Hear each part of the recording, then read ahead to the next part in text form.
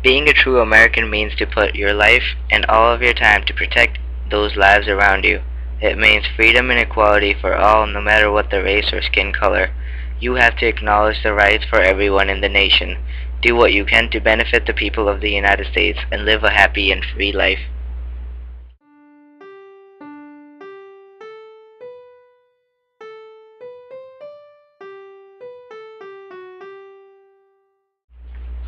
George Washington was considered to be one of the first true Americans. He was one of the few people who began the rebellion. He fought against his own brethren to ensure the rights to all of his comrades. Not only did he fight for the rights of the new citizens, he actually kept his word and put his life on the line for it and made it possible. He was indeed the best candidate to be the first president of the United States of America.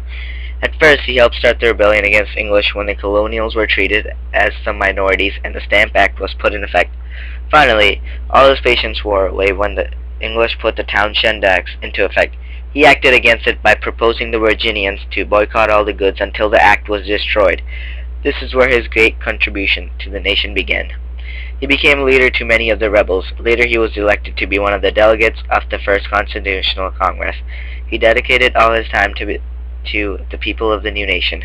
He even started fighting for the rights of the fellow citizens. He became a commander-in-chief of the Continental Army. He was the prime figure in all the battles between the two nations. He fought greatly to get the independence and trained his troops to reach an expert level. His great leadership allowed his victory at Boston and raided a British arsenal and gathered a great amount of arms. After that incident, he fought many battles, lost some and won some, but in the end at the Battle of Yorktown, the colonials won and made the British surrender. Then at the Treaty of Paris, British finally acknowledged America's independence. Washington signed the Declaration of Independence and made America what it is today. He attended the Constitutional Convention and helped create a new Constitution used by America now. Later, George Washington was elected to be the first president of the United States. As a president, he did nothing but help end the problems in the new Constitution and set this nation in motion and make it a great nation. In his farewell address, he warned the nation of getting into any foreign affairs. Even after his death, his words from the farewell address were remembered and saved the nation from many wars.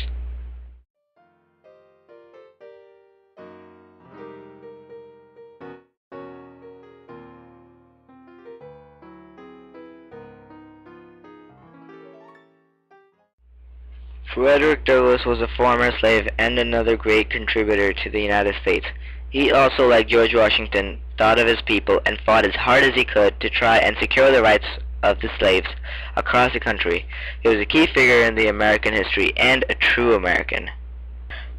Frederick Douglass was born as a slave and worked for most of his early life. He successfully escaped to the North and contributed the rest of his life to get his fellow men their rights in the United States.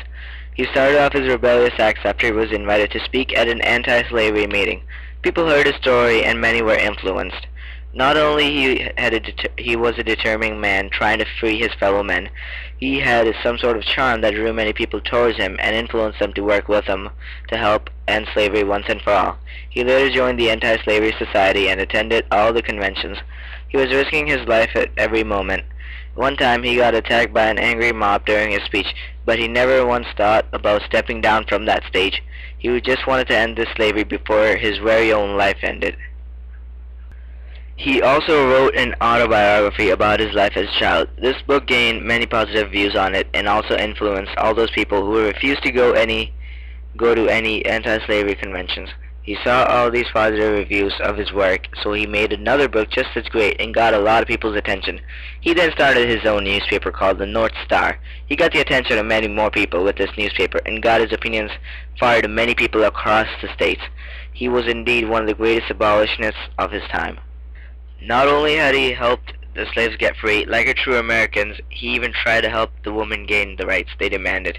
He was the only former slave to attend the Seneca Falls Convention and truly listen to what the women had to say. He was really a determined man who wanted to help the United States in any way he could possibly do. He was also well acquainted with John Brown. He may have been even asked to join the rebellion. But no, Frederick Douglass was much different. He wanted to use peaceful methods to end slavery and not rely on violence. His entire goal was for his people to be free, and he really wanted to help them. He was one of the greatest men of America who understood what the slaves felt, and he fought to win. Of course, in the end, all the slaves ended up getting free, but without him, this would not have been accomplished.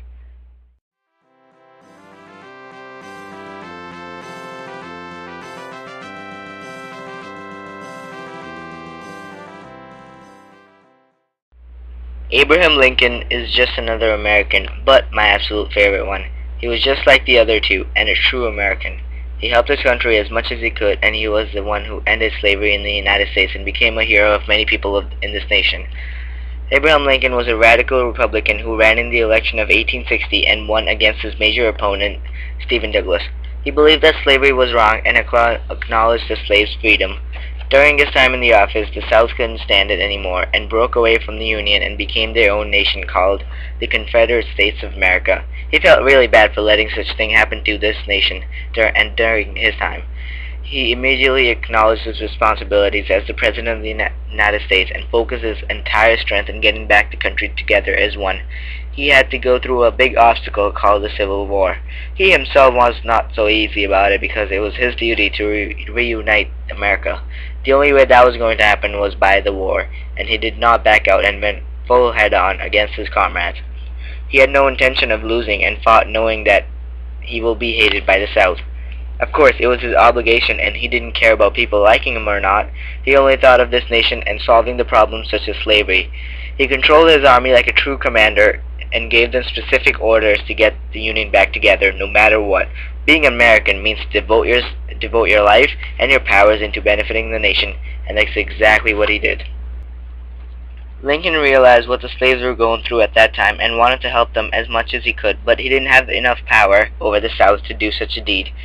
He ended up creating a document called the Emancipation Proclamation, which remained in the history of America for all these years. This document set every slave in the Confederate States of America free and gave them rights to be human.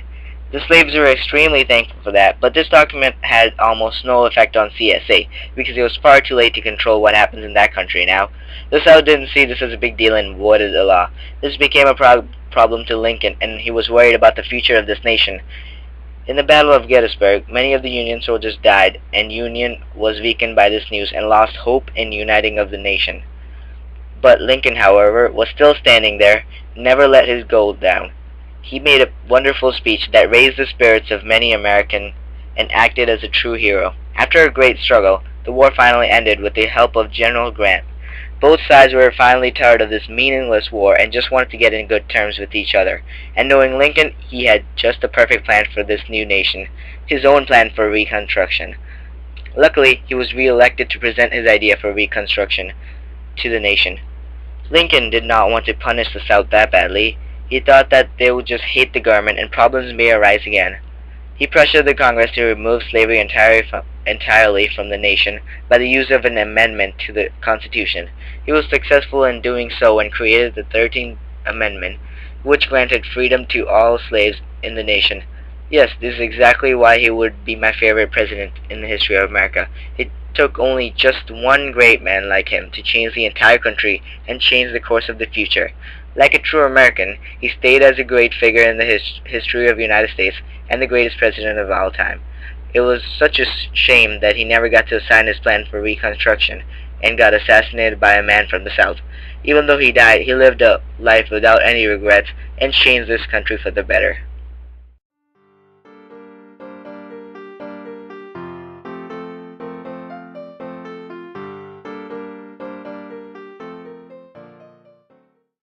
Ulysses Grant is another one of the many great Americans in history that caught my eye.